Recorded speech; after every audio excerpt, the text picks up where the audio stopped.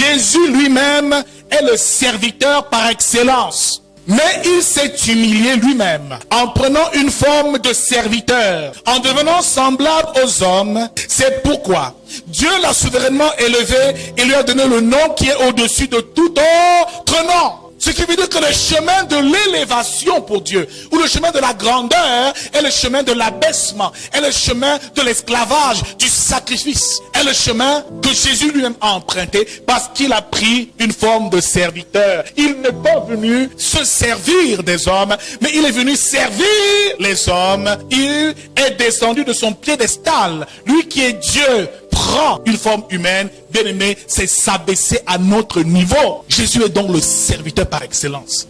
Mais malheureusement, certains ne veulent pas être des serviteurs. Pour être un serviteur, il faudra avoir le même sentiment que Jésus avait. Le sentiment où il accepte l'humiliation, où il accepte parfois de souffrir pour les autres, où il est prêt à se sacrifier. C'est parce qu'il s'est donc humilié que Dieu l'a souverainement élevé. Si David n'allait pas s'humilier auprès de Saül pour apprendre la royauté, il ne serait jamais devenu roi. Dieu l'a pris en brousse. Samuel a oint David, mais auprès du roi Saül, il devait s'abaisser. C'est vrai, Dieu t'a donné une grande mission. Dieu t'a donné une grande onction. Mais mon frère, pour qu'il puisse t'établir réellement, il faut que tu puisses t'abaisser et apprendre auprès d'une personne. David n'avait jamais été auprès d'un roi. David était dans la maison de son père Esaïe à Bethléem, mais auprès du roi Saül, il a appris beaucoup de choses. Tu ne peux pas exercer dans cette royauté-là si tu ne connais même pas l'attitude qu'un roi doit avoir. Il a été auprès du roi Saül, il voyait comment Saül mangeait à table. Il voyait comment Saül recevait ses conseillers. Il voyait comment Saül était, comment il contrôlait les armées. Alors, David a été d'abord dans les rangs de Saül, dans l'armée d'Israël. C'est là qu'il a fait ses classes. Par la suite, Dieu l'a élevé. Dieu ne te sortira pas de ta maison pour t'élever directement. Mon frère, c'est impossible. Tu dois d'abord faire tes classes. On ne commence pas au sommet avec Dieu. On commence étape par étape. David s'est abaissé. Il aurait pu dire non, dis donc, moi je suis déjà le roi, Dieu a donné l'onction. Qu'est-ce que je vais encore faire avec ce type-là là-bas chez lui? Non, tu as des choses à apprendre. Le plus grand parmi vous deviendra donc votre serviteur. Jésus a renoncé à son statut glorieux pour venir s'humilier. Un peu plus loin, la Bible fait comprendre que Jésus a conduit les disciples à un certain niveau spirituel. Avant qu'ils ne partent, il a insisté pour faire quelque chose de particulier dans Jean chapitre 13. La Bible déclare que Jésus a lavé les pieds des disciples. Et leur a dit, lavez-vous par la suite comme je vous ai lavé les pieds les uns les autres. Quand Jésus a voulu laver les pieds de Pierre, il dit, non maître, tu ne peux pas laver mes pieds. C'est moi ton serviteur qui dois te laver.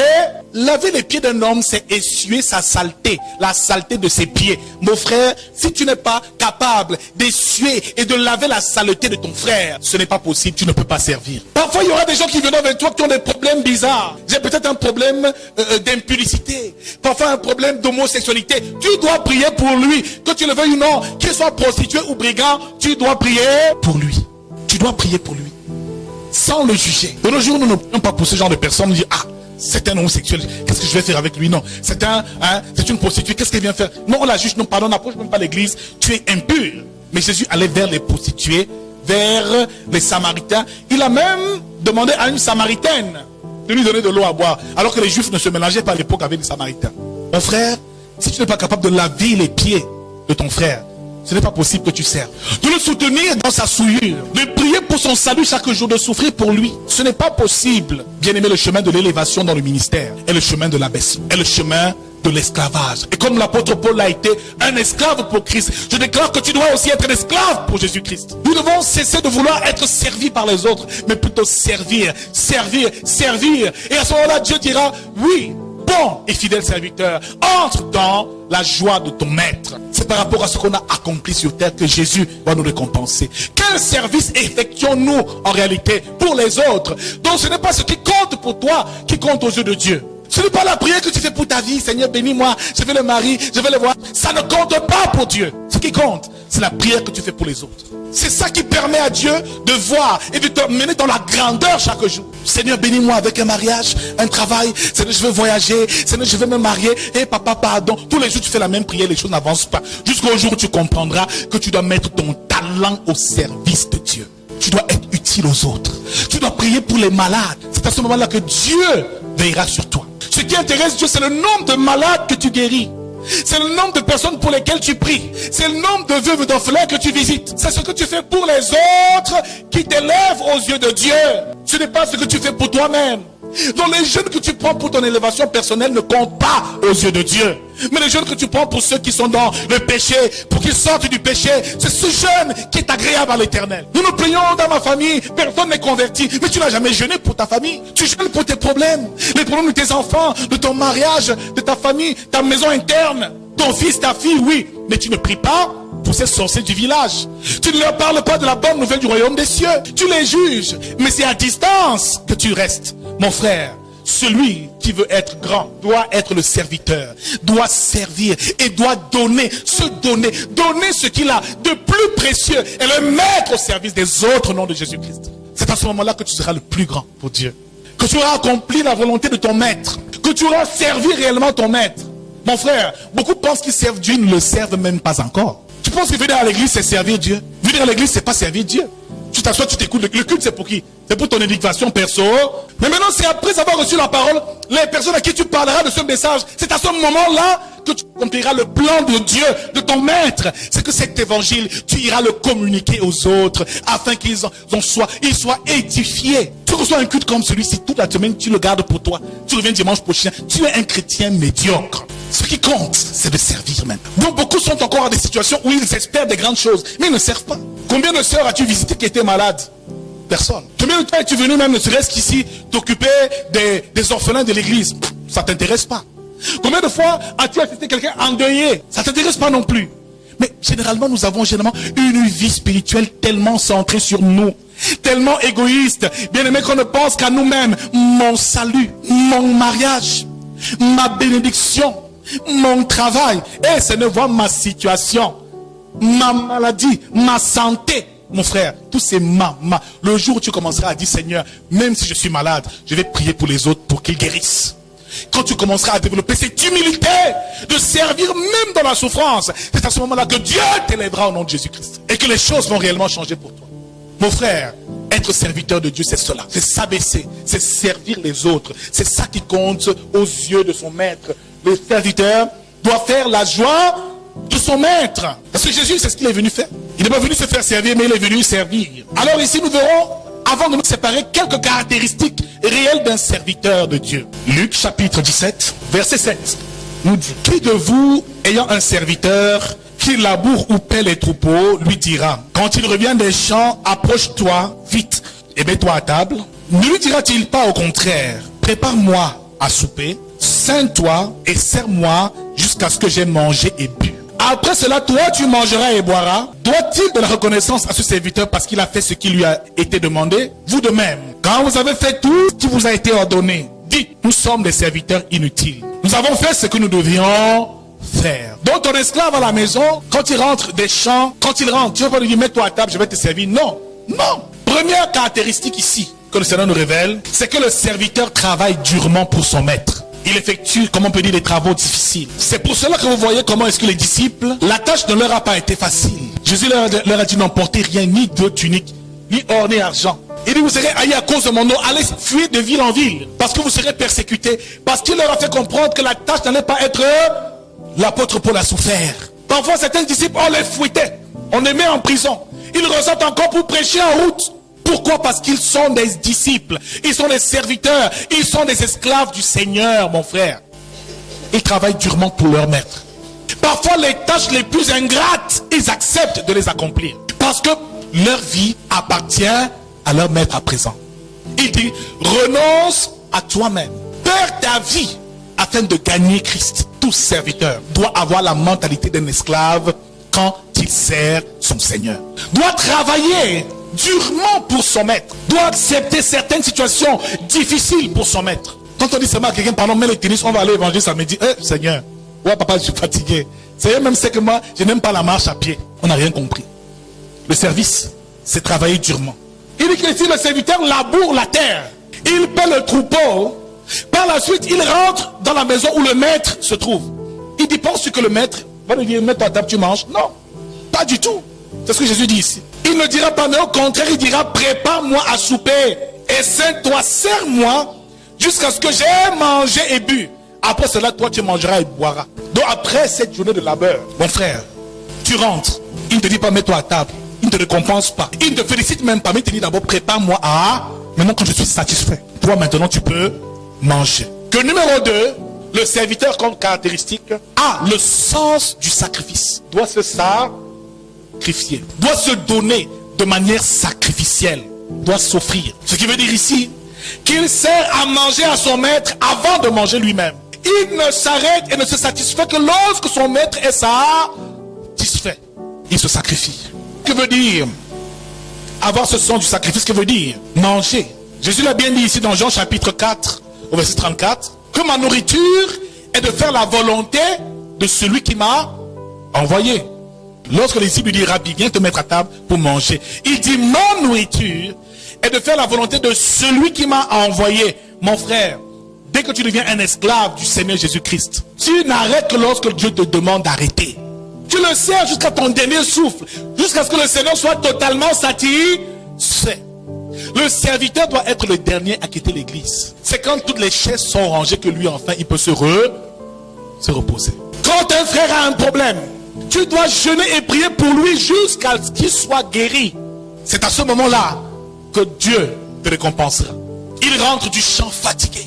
Mais au lieu de manger, son maître lui dit, donne-moi d'abord à manger. Mon frère, il t'amène à faire des sacrifices chaque jour.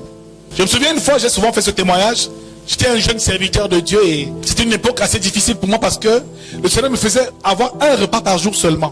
Et je ne devais pas manger n'importe quoi, seulement des légumes, parfois des fruits. C'est-à-dire, je vivais une vie j'étais comme un oiseau du ciel. Ah ben, je mangeais par la grâce de Dieu et je ne devais rien demander à personne, ni même pas me plaindre.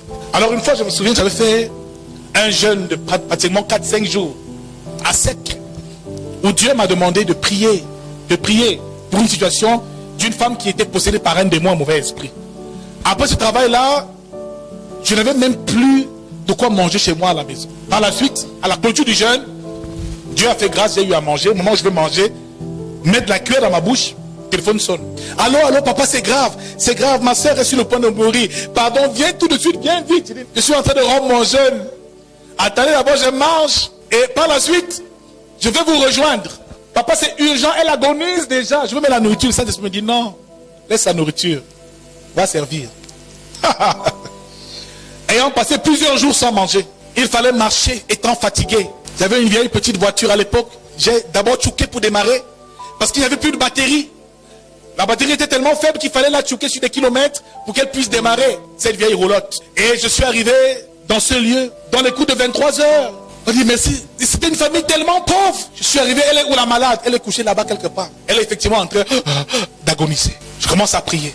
Je demande où sont les parents de cette fille. Sa maman est là, papa est là, ils viennent, les filles, les soeurs sont là. Une famille tellement pauvre. Et je me mets à prier. À prier. Pendant que je prie, les sœurs de la fille commencent à tomber en transe. Elles se mettent à rouler par terre. Il faut faire la délivrance de ces personnes-là. Les voisins qui étaient à côté, les filles se sont mises à crier. On les a amenés là. J'ai commencé à prier pour tout ce monde. Bien aimé, je transpirais, étant affamé. Finalement, après ce moment de prière, de délivrance, je viens poser la main à la fille. Elle se met à vomir des choses parce que son ventre était en train d'enfler comme ça. Depuis 7 ans, elle ne marche pas. Cette fois-là, nous avons prié. Elle a vomi des choses étranges. Après avoir vomi, elle s'est levée, elle s'est mise à marcher. C'est tout le quartier qui s'est mis à célébrer. Oh, homme de Dieu, vous êtes formidable. On n'a jamais vécu un tel miracle. Elle marche. C'est cette demoiselle qui m'a accompagné jusqu'à la voiture quand je rentrais au petit matin. Être serviteur de Dieu, c'est une école, tu n'imagines pas. Quand je termine la prière, je dis Seigneur, il faut que je rentre quand même manger parce que je ne tiens plus debout. Je m'attendais à ce que la famille fasse quand même une enveloppe. Et qui me donne une offrande, ne serait-ce que je viens de loin, j'ai un vieux véhicule qui a de la peine à démarrer. Au moins que je puisse mettre du carburant pour rentrer chez moi, finir mon repas. Cette maman vient avec un plat de coquilles. Il dit, homme de Dieu, c'est ce que nous avons à vous donner. Je regarde ça, je dis quoi? Un plat de coquilles. J'ai dit non, pas nécessaire. L'Esprit de Dieu me dit, assieds-toi, tais-toi et mange. J'ai dit, Seigneur, ça c'est trop. Quelle humiliation. Moi, un serviteur, un prophète des nations comme moi, je me retrouve comme ça. Il m'arrête, je casse mon jeûne de 4 jours, 5 jours pour venir prier pour les gens. Ils ne sont même pas foutus de préparer une enveloppe. Donc, la chair a commencé à... Je n'étais pas encore brisé. Je n'étais pas encore un serviteur. Parce que je pensais que je méritais une récompense pour ce que j'accomplissais. Mon frère, je me suis assis. J'ai mangé ce coquille avec mes doigts.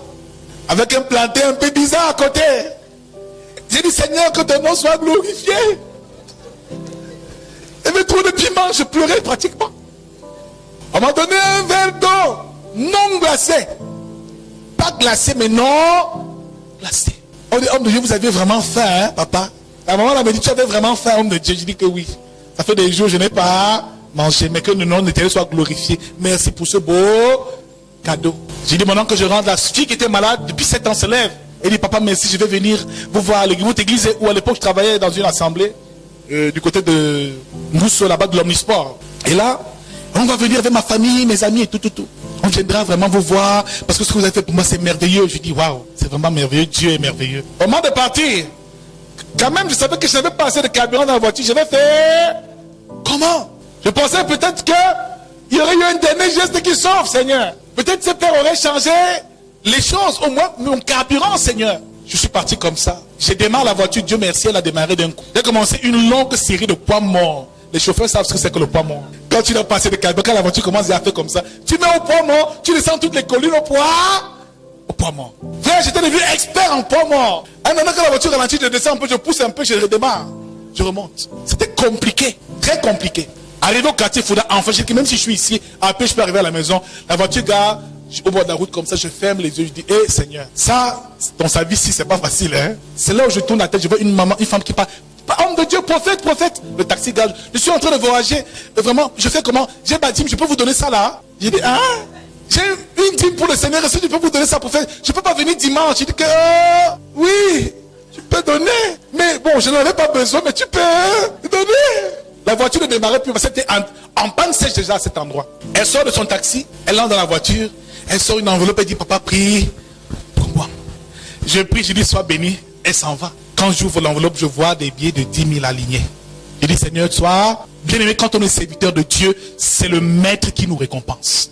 N'attends pas la récompense d'un homme, mon frère. Tu risqueras de travailler en vain. Quand tu sais, n'attends pas qu'un homme te bénisse. Attends que Dieu te bénisse. Attends que ton maître te bénisse. Ce jour-là, je suis seulement descendu au poids mort, encore en marche arrière.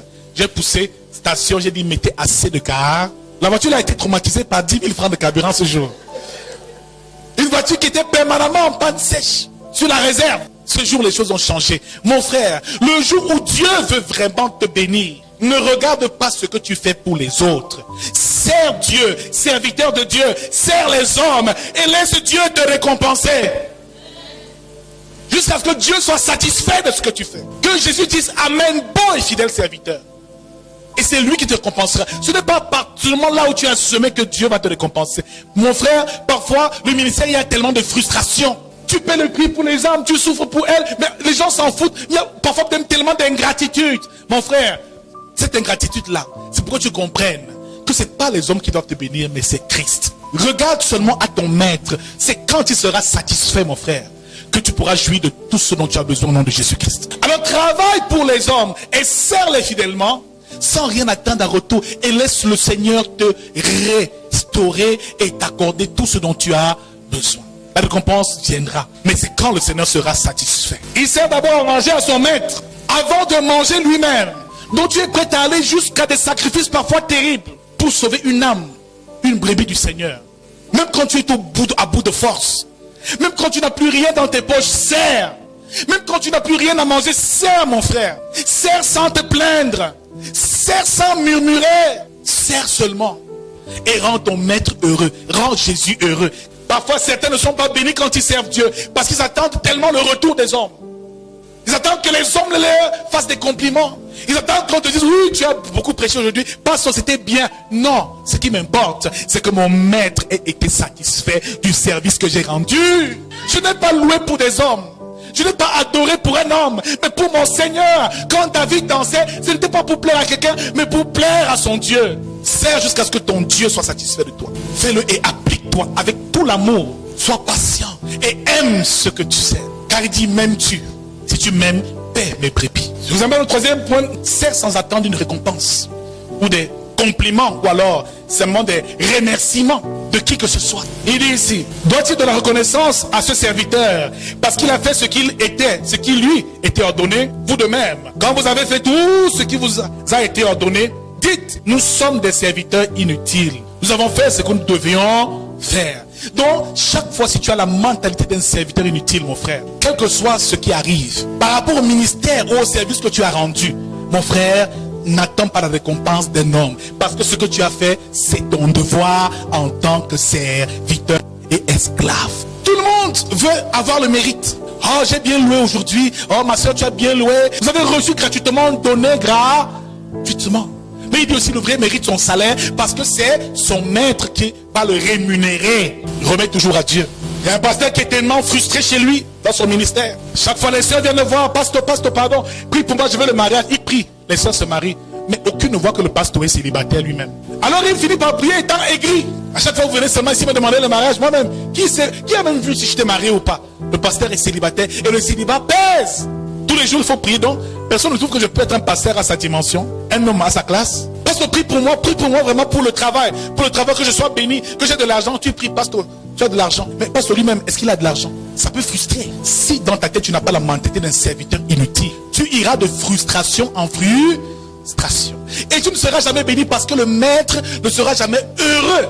Car il dit bon et fidèle, sers, entre dans la joie, le repos de ton maître. Le problème c'est que nous attendons des hommes et non de Dieu. Bien, quelqu'un n'attend pas d'un homme, attend de Dieu. Et dans le militaire, pour terminer, développe des qualités telles que la simplicité, le détachement, la modestie. Les qualités d'un vrai serviteur, c'est qu'il est modeste. Est-ce que l'esclave sape? Un esclave ne sape pas, mon frère. Un esclave s'habille pour aller en mission. Un esclave n'est pas un sapeur. Il vient servir tous les jours. Il sert, il est modeste. De la serviabilité, il faut que tu sois serviable, au service toujours. On t'appelle à n'importe quelle heure, pardon, viens me parler, tu dois toujours te lever. C'était si j'appelle mon fils, pardon, aide-moi, il y a un rayon des pasteurs samedi. On me dit, il fallait me prévenir, on te prévient. Au service de Dieu, on ne te prévient pas. Dieu t'impose. Tu n'as plus de vie, ta vie ne t'appartient plus. Donc, j'attends, est-ce que j'ai le temps ce samedi? Parce qu'il faut aller faire ceci. Il y a une course à faire pour l'église, je ne sais pas, il fallait me programmer. On ne programme pas. Pour Dieu, Dieu c'est toujours la priorité. Ton temps c'est d'abord Dieu en premier. Un serviteur n'a plus le temps pour lui-même. Non, son plaisir importe peu. Son confort importe. On va demander ça aux autres apôtres, comment ils ont souffert, comment Paul a souffert. En prison, les fouets, tout ça. Qui peut endurer de telles choses? Il est toujours disponible, utile, serviable. Troisième qualité d'un serviteur, il est discret. Il ne révèle pas les secrets de son maître à n'importe qui. Quand tu deviens serviteur de Dieu, mon frère, tu dois être comme une tombe. Ce n'est pas que quelqu'un vient se confier à toi par la suite, c'est toute l'église qui est au courant. Même à ta femme, tu ne dis pas tout. Tu ne dois pas tout dire. Serviteur, servante de l'Éternel. Même à ton mari, ne dis pas tout. Il y a des choses qui restent entre Dieu et toi. Cultive le secret. Ça, c'est une qualité d'un serviteur. Quatrième qualité que nous verrons, la loyauté. Sois loyal. Je vous enseigne chaque mercredi, chaque vendredi, chaque dimanche, nous sommes ensemble. La nourriture spirituelle, je te nourris, je prie pour toi. Et puis un beau jour, il y a une grande croisade. Renard Bonk est venu au Cameroun. Bon, le feu, bon, père à son âme, il vient au Cameroun. Bon, maintenant, cette croisade-là, tu lèves les mains et tu attends le miracle. Et puis, tu décides spontanément d'offrir un terrain ou d'offrir de l'argent, beaucoup de millions à ce prophète qui est venu. Et tu oublies la maison d'où tu viens. Des choses comme ça arrivent. Il y a des cas comme ça. Un fidèle, quelqu'un qui est loyal, pense d'abord à sa maison. Pense d'abord à chez lui. Il est loyal en toutes choses. Tu verras que il ne régnera jamais. Son appartenance et sa connexion. La loyauté, c'est cela. C'est mon père spirituel. C'est celui que Dieu a mis dans ma roue. Même s'il prêche comment, il n'aura jamais le niveau de ton père qui te donne à manger chaque jour. Même si un père dehors te donne quoi, ton père à la maison, il n'atteindra jamais parce que c'est ton père qui t'a toujours nourri. Et qui sans cesse souffre dans la prière pour toi, dans le jeûne pour toi. Mon frère, sois loyal en toutes choses. Ne le réunis jamais devant les hommes. Ne l'humilie jamais, ne la baisse jamais. Sois loyal, ne dis jamais rien de déplacé à son sujet. C'est pas comme Pierre qui à un moment dit non, je ne le connais pas. Mais tu marchais avec lui. Non, je ne connais pas. Oh non, je ne connais pas le type là. Pour terminer, la fidélité. Un serviteur est fidèle à son maître. Tu le vois à l'église, la sœur toujours elle est là. Chaque dimanche elle est là. Chaque vendredi elle est là. Tu dois travailler la fidélité. Ça veut dire la constance dans la prière, la constance dans l'amour, la constance dans ta relation avec Dieu et avec ceux avec qui tu partages la foi. Alors j'ai décidé d'évangéliser, un jour je viens, un jour je ne viens pas. Quand j'ai le temps, je vais à l'évangélisation. Non mon frère, sois fidèle dans ta tâche. Le serviteur est fidèle dans sa tâche. Il ne commence pas pour arrêter. Même s'il n'y a qu'une seule personne, la seule doit rester faire l'adoration. Il n'y a personne dans la chorale, elle adore seule. Parce qu'elle ne sert pas un homme, elle sert Jésus. C'est son maître qu'elle veut satisfaire. Ce n'est pas quelqu'un. Le frère vient faire le ménage tout seul. Il ne fait pas parce qu'il veut plaire au pasteur ou aux autres frères en Christ. Il le fait pour plaire à son maître. Et son maître, quand il sera satisfait, va lui dire, mange maintenant, ton temps est manger. Et arriver pour que tu te mettes à table. Mais nous voulons être à table sans avoir vraiment bien servi notre maître. C'est là tout le problème que les chrétiens ont. On veut récolter sans s'aimer. À partir de ce jour, revoyons la qualité de notre service pour Dieu. Celui qui reconnaît qu'il ne sert pas assez les autres n'est pas encore prêt pour le service de Dieu. Il ne souffre pas. Il attend trop la récompense des hommes. Il veut qu'on le félicite. Parce que j'ai donné ceci pour l'église, on doit me bénir. Dieu, bénis-moi maintenant. Non. Parce que je suis à la chorale, bénis-moi. Non. Est-ce que tu as fait ce qu'il faut pour que le maître soit satisfait? Telle est la question. C'est à ce moment-là que tu te feras et tu diras, je suis un serviteur inutile parce que j'ai fait ce que je devais faire. Même si tu as prié pour 1000 malades, mon frère, ne te plains pas de 1000 malades pour lesquels tu as prié. Dis, je l'ai fait pour la gloire de Jésus, de mon maître. Frère, quand tu atteindras ce niveau de conscience et l'humilité d'un serviteur, il n'y aura plus jamais de barrière entre Dieu et toi. Des eaux vives vont commencer à couler. Parce que le maître te récompensera. Je dis, si tu es dans cette église et que tu es au service dans quelque domaine que ce soit, mon frère, ne baisse pas la garde. Continue ton service. Le maître va te récompenser. Et si tu ne fais rien, essaie de faire quelque chose. Beaucoup sont bloqués à ce niveau-là. Parce qu'ils ne font rien. Leur présence est égale à leur absence pour Dieu. Tu es là, c'est comme si tu es là, tu n'es pas là. Ça ne change rien à la vie du culte, de l'église. Mais il y a des personnes ici, quand tu les enlèves ici, on commence à réfléchir qu'on devient indispensable. Utile à un niveau où vraiment on ne peut plus rien sans toi. C'est à ce moment-là que mon frère, c'est une alliance forte que tu auras avec le maître et une récompense éternelle. Le plus grand doit donc être le serviteur.